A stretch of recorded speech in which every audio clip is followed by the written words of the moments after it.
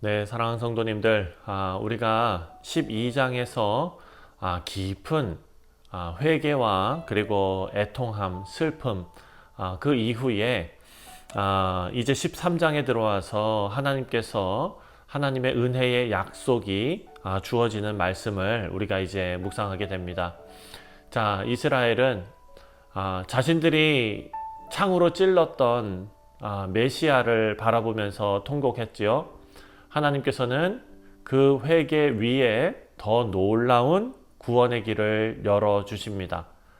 그러니까 오늘 본문에 나오는 죄와 더러움을 씻는 샘이 열린 것입니다.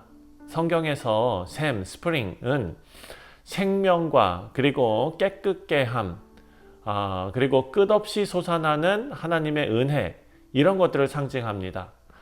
하나님께서는 단지 눈물만 보시는 분이 아니라 그 눈물 위에 하나님의 구원의 샘, 구속의 샘을 여셔서 우리를 새롭게 하십니다. 오늘 본문은 그 남은 자들, 그 자들을 정금같이 하나님께서 연단하셔서 하나님의 백성으로 세우시는 그런 말씀이 오늘 본문에 기록되어져 있습니다. 1절 말씀입니다. 그날의 죄와 더러움을 씻는 샘이 다윗의 족속과 예루살렘 주민을 위하여 열리리라. 아멘. 이스라엘 백성에게는 그 전통대로 정결 예식이 있었습니다. 손을 씻고 발을 씻고, 그리고 제사장들이 드리는 속죄 제사가 있었고, 정결하게 하는 물이 있었고, 다양한 그런 여러 가지 제의적인 규례들이 참 많이 있었습니다.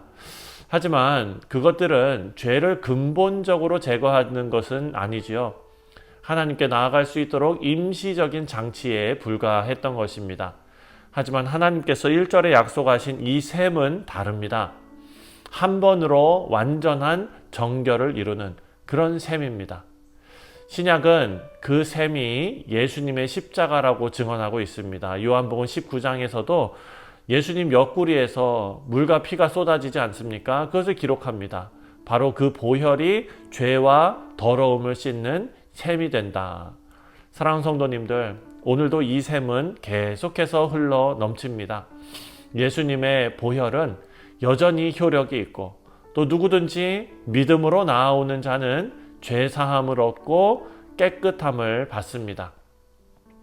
이 생명의 셈, 이것은 날마다 우리에게 필요한 셈입니다. 신앙생활 하시면서도 죄 가운데 넘어지고 상처 입었지만 우리는 날마다 새롭게 씻는 은혜의 셈이 바로 예수님인 줄 믿습니다. 두 번째로 2절부터 6절까지의 말씀을 보면 우상이 제거되고 거짓 예언이 제거되는 그런 말씀이 나옵니다. 셈이 열렸다는 것은 죄 용서만 받는 데서 끝나는 것이 아닙니다. 하나님께서는 죄의 근원을 뽑아내십니다.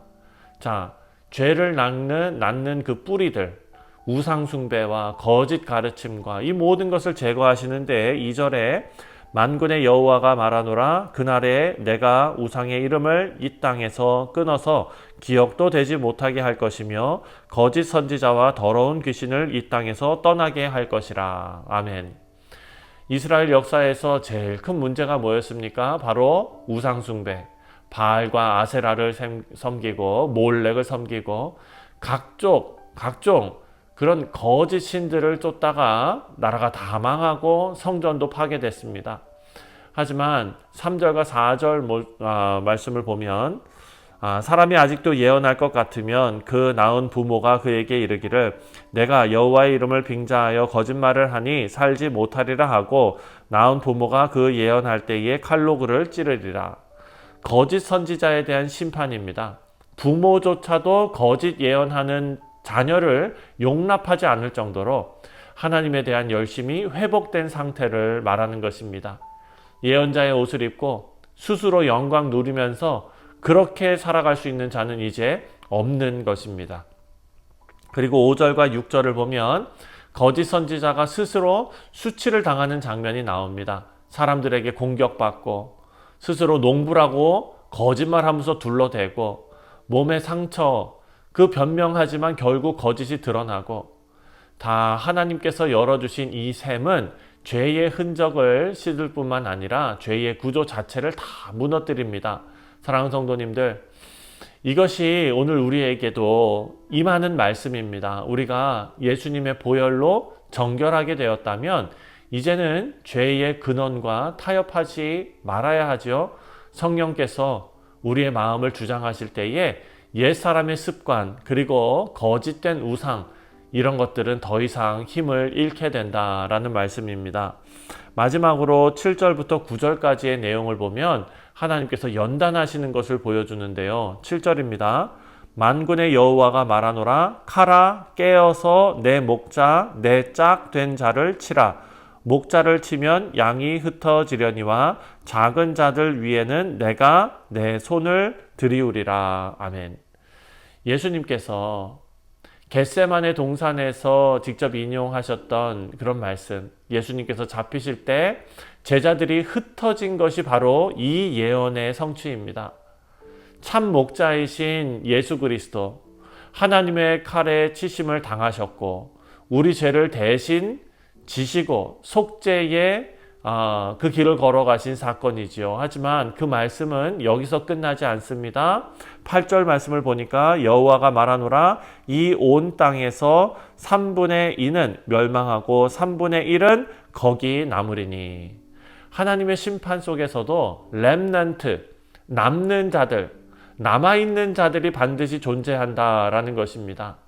역사 속에서 교회가 아무리 박해를 당해도 언제나 믿음을 지킨 소수의 남은 자들이 있었습니다. 하나님께서는 절대로 하나님의 백성을 완전히 버리지 않으신다라는 것을 알 수 있습니다. 9절에 내가 그 3분의 1을 불 가운데에 던져 은같이 연단하며 금같이 시험할 것이라. 남은 자조차도 편안하게 사는 것은 아니지요. 불같은 연단이 있습니다. 그것을 통과합니다. 하지만 그 목적이 무엇입니까? 멸망이 아니라 정결하게 되는 것입니다. 불 속에서 은이 불순물을 다 태워버리고 순결해지고 금이 더 빛나든 순금, 정금이 되듯이 하나님의 백성은 연단 속에서 정금 같은 믿음을 얻게 된다라는 말씀입니다. 그리고 마지막 언약의 선언이 나오는데요. 그들은 내 백성이 되리라 라고 말합니다. 그리고 나는 그들의 하나님이 되리라. 사랑하는 성도님들, 이것이 성경의 궁극적인 약속이고 하나님의 언약이 회복되고 하나님의 백성으로 세워지는 것, 이 모든 것이 우리가 이 땅 살면서 연단을 겪어내는, 통과하는 목적일 줄 믿습니다. 오늘 네 가지를 생각했습니다. 첫 번째, 셈이 나옵니다. 예수 그리스도의 보혈은 죄와 더러움을 씻는 셈이다 라는 것입니다. 날마다 이 셈으로 나아가시는 우리 모두 되시기를 바랍니다. 두 번째로는 하나님께서는 죄의 뿌리까지 다 제거하신다. 참된 회개는 죄 용서에 머무는 것이 아니라 죄의 자리를 떠나는 것이다 라는 것을 생각했습니다. 세 번째로는 연단은 하나님께서 그냥 우리를 내버리시는 것이 아니라 정결하게 하십니다. 은이 정결해지고 금이 정결해지고 고난은 우리를 파괴하는 것이 아닙니다. 하나님 백성답게 다듬어가는 과정입니다. 그리고 마지막으로 남은 자들을 통해서 하나님의 약속이 완성됩니다. 세상이 흔들려도 하나님께서는 반드시 하나님의 백성을 붙드시는 줄 믿습니다. 사랑하는 성도님들, 오늘 우리 이렇게 기도했으면 좋겠습니다. 주는 나의 하나님이시고 내가 주의 백성입니다. 그렇게 살겠습니다. 이런 다짐이 기도 가운데 표현되시기를 바랍니다. 주님의 셈에서 날마다 씻음 받고 연단 속에서도 믿음 지켜서 하나님의 백성으로 서시는 우리 복된 하루 되시기를 주님의 이름으로 축원드립니다. 기도하겠습니다.